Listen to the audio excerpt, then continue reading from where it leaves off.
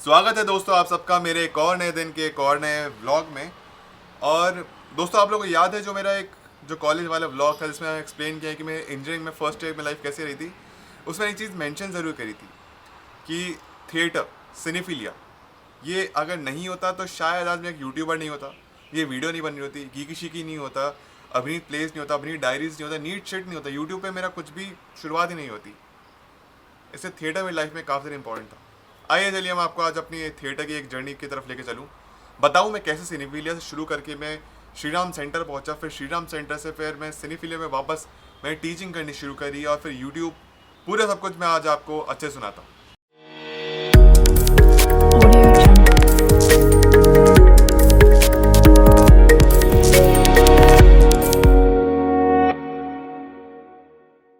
तो दोस्तों theatre journey की जो शुरुआत हुई थी मेरी सिनेफिलिया से वो तो मैं आपको बता ही चुका हूँ। फिर भी एक छोटा सा रिकैप दे दो जिन लोगों ने वो वीडियो को नहीं देखा फिर भूल गए तो उसमें हुआ ये था कि जब मैं फर्स्ट ईयर इंजीनियरिंग कर रहा था मणिपाल यूनिवर्सिटी जयपुर से, तो हर कॉलेज के डिफरेंट डिफरेंट क्लब्स होते हैं। डांस क्लब हो गया, लिटरेचर क्लब हो गया, ये क्लब हो गया, वो क्लब हो गया। वैसे ही यहाँ पे जो सबसे ज़्यादा मुझे अट्रैक्ट करता था वो था थिएटर क्लब, एक्टिंग। मुझे हमेशा से एक शौक रहा है इस चीज़ को लेकर, इस कला को लेकर। तो जब पता चला कि सिनेफिलिया के ऐसे ऑडिशंस हो रहे हैं, Cinephilia dramatics and theatre society of Manipal university Jaipur के ऑडिशंस हो रहे हैं, तो मैं फटाफट यहाँ पे ऑडिशन देने के लिए चला गया एंड मैंने क्लियर भी कर लिया पहले दिन ही। और काफ़ी कम ही थे जो क्लियर कर पाए थे, पर ऐसे तारीफ नहीं कर रहा हूँ, बट हाँ मैंने उस टाइम पे क्लियर कर लिया था, अच्छा लगा था मुझे भी। और वहीं पे मेरा इम्प्रोवाइजेशन थिएटर से फर्स्ट टाइम एक मुलाकात हुई। वहीं पे मैं जान पाया कि थिएटर क्या से होता है। हमारे सीनियर्स जो कि थर्ड ईयर में थे, सिद्धार्थ भैया, रोहन भैया, देविक भैया, ये हमको थिएटर सिखाया करते थे, इनसे हम सीखते थे। यहीं पे मुझे मालूम पड़ा कि कैसे होता है एहसास, कैसे यहाँ पे बात की जाती है ऑडियंस से, कैसे अपनी पर्सनैलिटी पे ध्यान दिया जाता है। एक्टर जब हैं आप स्टेज पे, आपको कभी भी अपनी कमर नहीं दिखानी है, आपकी स्टेज प्रेजेंस कितनी मैटर करती है, कैसे आपको लाउड बात करना है, ये सब कुछ यहाँ पे सीखा। तो बहुत कुछ सीखने को मिलता है थिएटर में, एक लाइफ चेंजिंग अपॉर्चुनिटी थी वहाँ पे। और इसी टाइम पे मैंने बहुत सारे स्टेज प्लेस, स्ट्रीट प्लेस और स्ट्रीट परफॉर्मेंसेज करी। स्ट्रीट परफॉर्मेंस ज़रा अलग होती है स्ट्रीट प्ले से। बस स्ट्रीट परफॉर्मेंस में आप ज़रूरी नहीं है कि आपको प्ले ही करना है, उसमें आप जाके ऑडियंस इंटरेक्शन कर सकते हो, इम्प्रोवाइजेशन कर सकते हो। इम्प्रोवाइजेशन मतलब आपको टॉपिक मिलता है और तुरंत आपको उस पर एक्टिंग करना शुरू करना है। तो ऐसी में कुछ जर्नी रही थी फर्स्ट डे की, स्टेज प्ले, स्ट्रीट प्ले और स्ट्रीट परफॉर्मेंस की एंड थिएटर। जितना भी मैंने सीखा उसको अपनी ज़िंदगी में कैसे अप्लाई किया। तो सिनेफिलिया मेरे इंजीनियरिंग का, मेरे कॉलेज लाइफ का सबसे इंपॉर्टेंट पार्ट था, अपार्ट फ्रॉम स्टडीज़ ऑब्वियसली। फिर बात करते हैं अब थिएटर के बाद, सिनेफिलिया के बाद आगे क्या हुआ। तो जब मेरा फर्स्ट ईयर कंप्लीट होता है इंजीनियरिंग का, उसके बाद पढ़ते हैं समर वेकेशंस, 2-3 महीने की छुट्टियाँ थी। और एक बात तो मैं जान चुका था कि मुझे थिएटर करना है। तो हुआ ये था, जब मेरा फर्स्ट ईयर कंप्लीट हुआ था दिसंबर में, तो मैं गया था उस टाइम में नेशनल स्कूल ऑफ ड्रामा बातचीत करने के लिए कि वहाँ पे मुझे एडमिशन मिल जाए। लेकिन ऐसा नहीं है कि वहाँ पे आपको जाते एडमिशन मिल जाता है। तो सबसे सबसे पहले तो मेरी वहाँ पे एज ही इतनी थी। वहाँ मुझे पता चला कि आपकी एज 20 होनी चाहिए, 20 साल की होनी चाहिए। उसके साथ आपको कुछ 5 प्लेस करने हैं जो कि नेशनल लेवल के प्लेस हो, नेशनल लेवल डायरेक्टर ने आपको उस प्ले को डायरेक्ट किया हो। उसके बाद उनके आपको सर्टिफिकेट चाहिए। ना मैं 20 का था उस टाइम पे, ना प्ले थे ऐसे जो मेरे 5 लेवल के नेशनल लेवल के प्ले थे। तो वहीं पर ड्रॉप हो गया आइडिया। लेकिन वहीं पर मुझे किसी ने सजेस्ट किया कि नेशनल स्कूल ऑफ ड्रामा के ऑपोजिट में है Shri Ram centre of performing arts and culture. अगर आप दिल्ली से बिलोंग करते हैं, फिर आसपास के एरिया से आपने थिएटर में इंटरेस्ट है, तो आपको Shri Ram centre of performing arts and culture का 100% आपको मालूम ही होगा, क्योंकि नेशनल स्कूल ऑफ ड्रामा के बहुत सारे प्लेस वहीं पर परफॉर्म किए जाते हैं श्री राम सेंटर में। उसके साथ साथ वहाँ पे और भी जितने सारे प्लेस हैं वहाँ बहुत सारे परफॉर्म किए जाते हैं। तो श्री राम सेंटर बहुत बड़ा है। वहाँ पे ऊपर तो उनका जो टॉप फ्लोर है वहाँ पे थिएटर बनाया हुआ है, पता नहीं कितने लोगों की सीटिंग कैपेसिटी है, वहाँ पे बैठ सकते हैं, प्लेस देख सकते हैं। और नीचे क्लासेस वगैरह चलती रहती हैं। अब Shri Ram centre of performing arts and culture जो मैं थिएटर क्लासेस शुरू की थी, ये थी वीकेंड वर्कशॉप्स। इसमें सैटरडे संडे आपकी क्लासेस होती हैं एंड ये 4 महीने चलनी थी। उसके बाद आपको सर्टिफिकेट मिलेगा, आपने वहाँ से डिप्लोमा किया है एंड बिल्कुल आखिर में एक प्ले होगा जो कि आपको श्री राम सेंटर परफॉर्म करना है। अब देखिए मेरी क्लासेस मेरे ख्याल जितना मुझे याद है 15 मई के आसपास शुरू हुई थी। उस हिसाब से जून, जुलाई, अगस्त, सितंबर 14 या 15 को ख़त्म हुई थी। अब स्टार्टिंग में ठीक है, मई जून तक तो ठीक है, जुलाई तक भी ठीक है, लेकिन उसके बाद अगस्त सितंबर जैसे याद है मेरा कॉलेज खुल जाता है अगस्त में। तो उस टाइम पे तो ऑब्वियसली बात है कि मैं क्लासेस नहीं जा सकता था, क्योंकि मेरे कॉलेज था जयपुर में, जयपुर से बार बार दिल्ली आना क्लासेस। तो खैर मैं इतना ध्यान नहीं दिया, मैंने कहा जितना भी टाइम है उतना यहाँ पे मैं जम के थिएटर सीख लेता हूँ। 15 से मेरी क्लासेस शुरू थी। 15 को मैं पहली क्लास अटेंड नहीं कर पाया था, क्योंकि मैं उस दिन, मेरे तो उस दिन एग्जाम ही खत्म हुए थे कॉलेज के, तो उस दिन तो मैं वापस घर ही लौटा था। तो 16 से the very next day which is Sunday ही होगा, क्योंकि फर्स्ट डे अगर मिस किया तो संडे को मैंने अपनी पहली क्लास ज्वाइन करी। और जो हमारे टीचर थे वो थे Utpal Jha sir. Utpal Jha sir Raanjhanaa movie में भी काम कर चुके हैं, उन्होंने इंस्पेक्टर का रोल प्ले किया था उस फिल्म में, छोटा सा रोल है पर उन्होंने काफ़ी अच्छे से प्ले भी किया था। अब जितने भी यहाँ पे थिएटर वाले आए थे, यहाँ पे ना आपको सेकंड डे एक्चुअली सर ने हमको कुछ होमवर्क दिया था फर्स्ट डे को। उन्होंने कहा था नेक्स्ट डे आना है, आपको कोई भी आगे एक इमोशनल मूवमेंट पे आपको एक्ट करना है और उसको परफॉर्म करना है, क्योंकि इमोशनल मूवमेंट एक्ट करना सब लोगों के सामने ज़रा डिफिकल्ट होता है। रोने हम ज़रा शर्माते हैं, झिझकते हैं कि मैं कैसे एक्ट करूँगा, अपने अंदर से डर निकालना है आपको थिएटर में, है ना। डर निकालोगे, बेशर्म हो जाओगे, तभी तो आप अच्छे से परफॉर्म कर पाओगे। अब मेरे पास थोड़ा एक्सपीरियंस था, क्योंकि मैं 1 साल से ऑलरेडी कॉलेज में परफॉर्म कर रहा था, तो मैंने जब अपने इमोशनल मूवमेंट जो भी था मैंने परफॉर्म किया, तो सर ने कहा कि तुम एक्सपीरियंस लग रहे हो। मैंने कहा हाँ सर, मैं थिएटर कॉलेज में सीखता आ रहा हूँ, तो वो भी थोड़ा अच्छा रहा था, थोड़ा एक्स्ट्रा मेरे को पॉइंट्स मिल गए थे कि ठीक है, सीखने के बाद फिर यहाँ पे मैं सीख रहा हूँ। तो मेरी यहाँ से जर्नी शुरू होती है, एंड वहीं पे मैंने काफ़ी अच्छे दोस्त भी बने मंडी हाउस में। अब सबसे खूबसूरत मेमोरी ये थी कि वहाँ पे क्लासेस 5:30 बजे शुरू होती थी और 8:30 तक चलती थी। तो जितना मुझे याद है, मैं अपने घर से 2:30-3 बजे के आसपास निकलता था और टाइम से पहले ही पहुंच जाता था। इनफैक्ट वहाँ पे हर कोई पहुंच जाता था, और जो आसपास का जो माहौल है ना, वहाँ पे बड़ा खूबसूरत है। वहाँ पे जनरली आपको राइटर्स, एक्टर्स, सिंगर्स, डांसर्स, ये सारे आर्टिस्ट मिलेंगे आप लोगों को उस जगह पे। वहीं पे पास में कैंटीन थी, वहीं पे हम कुछ खाते पीते थे। उसका 5:30 से हमारी क्लासेस शुरू होती थी। सबसे पहले एक्सरसाइज होती थी, वही एक्सरसाइज जो कि मैं थिएटर में कर चुका था सिनेफिलिया में, वॉकिंग एक्सरसाइज, वार्म अप्स वगैरह सारी एक्सरसाइज होती थी। उसके बाद सिचुएशन कॉमेडी होती थी, या फिर सिचुएशन आपको दे दी, इसको आपको इमोशनल बनाना है, गुस्से वाला बनाना है। इसमें काफ़ी फ़न होता था। जब एक्सरसाइज ख़त्म होने के बाद जो मेन एक्ट शुरू होता है इम्प्रोवाइजेशन वाला, वो बड़ा फ़न होता था, उसमें बड़ा मज़ा आता था। अब एक दिन होता ये है कि हमसे सर, उत्पल सर कहते हैं कि आज जो होगी क्लास नहीं होगी, और कल भी क्लास से नहीं होगी, लेकिन कल होगा तुम्हारे लिए एक नया एक्सपीरियंस। तुमको कल क्या करना है। उत्पल सर एक प्ले डायरेक्ट कर रहे थे अक्षरा थिएटर में। अक्षरा थिएटर वहीं पे पास में ही है। RML हॉस्पिटल से सीधा आप चलते जाइए तो आपको अक्षरा, राम मनोहर लोहिया हॉस्पिटल से आप सीधा चलते जाइए, आपको दिख जाए अक्षरा थिएटर। वहाँ पर मैंने प्ले डायरेक्ट किया था, और वो कहते सिर्फ 2 लोगों का प्ले है, 2 लोगों के आपस में इंटरेक्शन है। आप वो प्ले देखिए और सीखिए, प्ले देखना भी सीखिए। आप सीखिए उन एक्टर से कैसे परफॉर्म कर रहे हैं। वो कभी भी देखिए बैक या कमर दिखाने से मेरे कहने का मतलब है, हम कई बार जब एक्ट करें तो हम रियलाइज़ नहीं करते हैं कि हम ऐसे बात कर रहे हैं किसी से, बट अगर आप कमर दिखाएंगे, जो अपनी बैक दिखाएंगे, तो सामने वाले को देख ही नहीं पाएगा आपका एक्सप्रेशन, आपकी एक्टिंग वगैरह।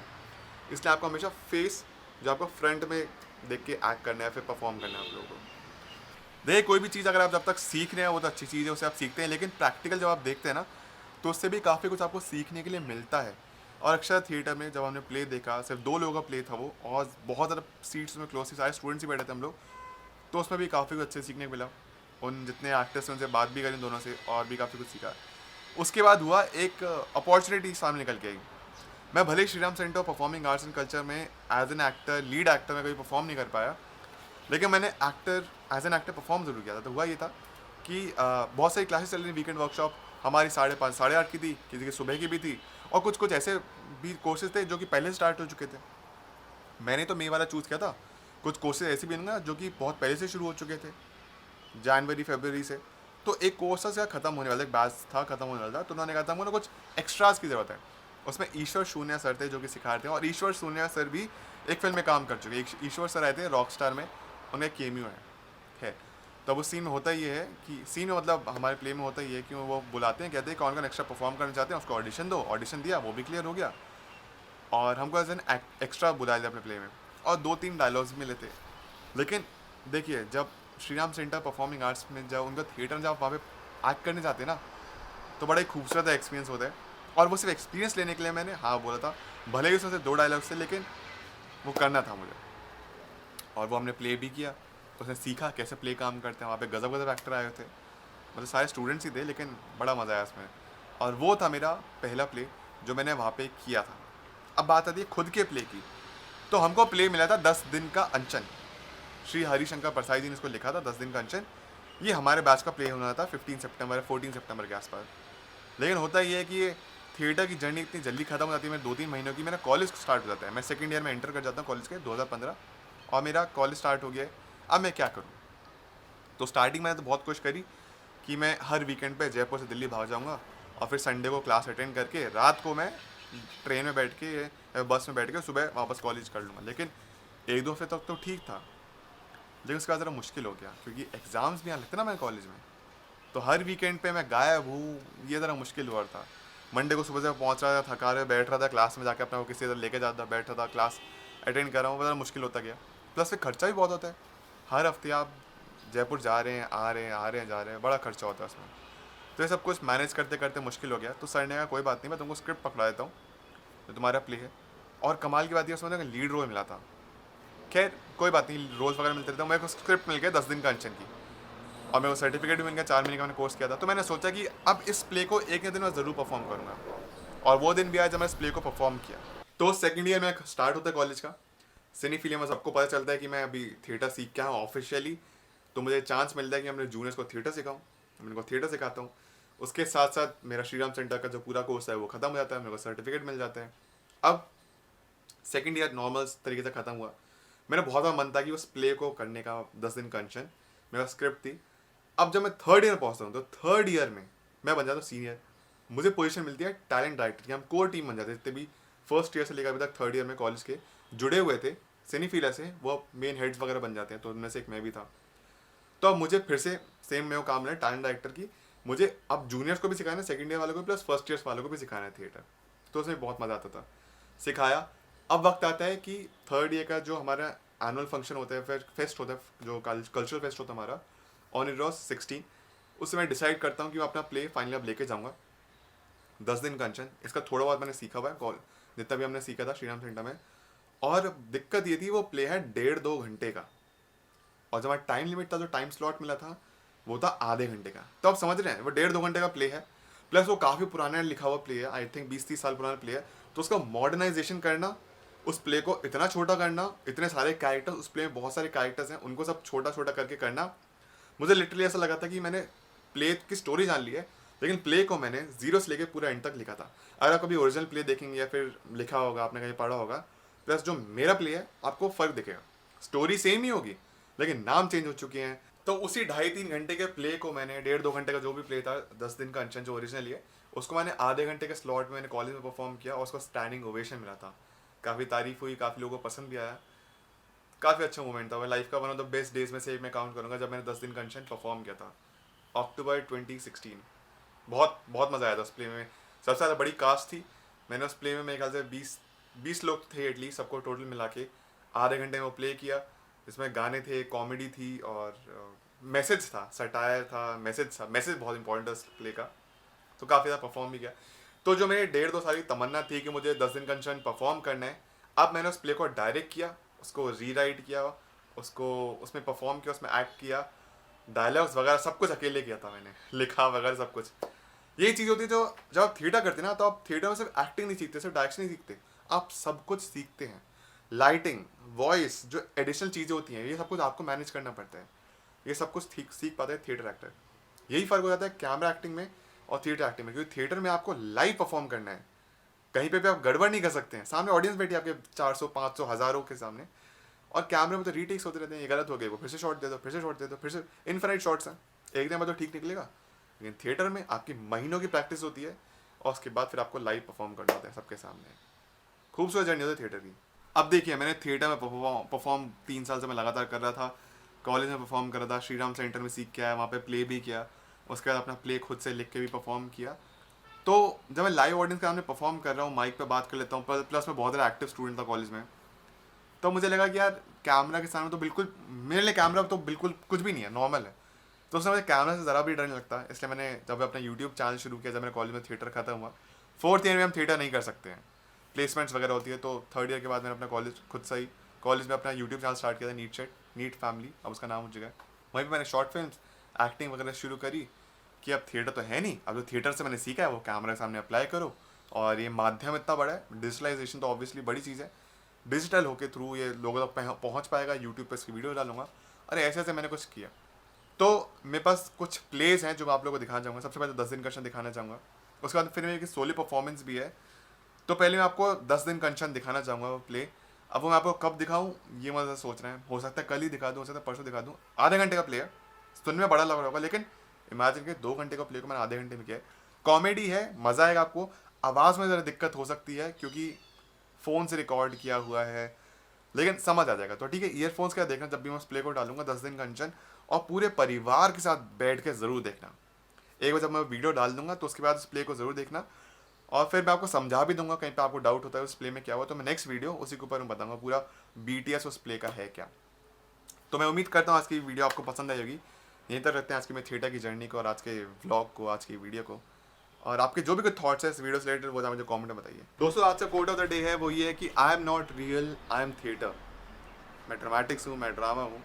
और मैं आप सबसे रिक्वेस्ट जरूर करूँगा कि ज़रूरी नहीं कि आप थिएटर सीखें या फिर कुछ ना कुछ आप ज़रूर सीखें, जैसे आपकी पर्सनैलिटी डेवलपमेंट हो, आप स्पीकिंग स्किल्स सीख पाएँ और लीडरशिप सीख पाएँ। ये काफ़ी ज़्यादा हेल्पफुल रहता है। अब देखिए थिएटर में हमने डांस भी किया था, गाना भी सीखा, लिखना भी सीखा, इसलिए अगर हो सके तो थिएटर ज़रूर सीखिए अपनी लाइफ में। भले ही 1 महीने के लिए, 4 महीने के लिए, 6 महीने के लिए कॉलेज में, लेकिन ज़रूर सीखिए। आप देखिएगा कि पर्सनालिटी काफ़ी चेंज होगी। एंड ट्रस्ट में ये लाइफ स्किल सिखाएगा वो आपको, लीडरशिप क्वालिटीज़ वगैरह सिखाएगा।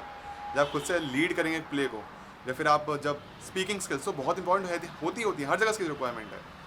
सीखे ज़रूर उसको, ठीक है। मज़ा भी आएगा, आपके पास एक लाइफ की एक अच्छी कहानी भी होगी सुनाने के लिए। लाइक कर दीजिए, आपको सब पसंद आया चैनल, अगर आप अभी आए तो प्लीज़ सब्सक्राइब करिए, कमेंट करिए, शेयर करिए। और इस चैनल में फिर से दिक्कत शुरू हो चुकी है, पहले सब्सक्राइबर्स बढ़ रहे थे, अब सब्सक्राइबर्स गिर रहे हैं। यूट्यूब से मैं बात कर रहा हूँ पर कुछ समझ नहीं आ रहा क्या हो रहा है। खैर देखते हैं, जल्दी से हो सकता है प्रॉब्लम सॉल्व हो जाए। मिलते हैं आपसे अगली वीडियो में। अपना ख्याल रखिए और हमेशा याद रखिए आप सब सुपर हीरोज़ है। लाइफ हमेशा अच्छा करिए, आगे बढ़िए। Thank you so much, take care, bye.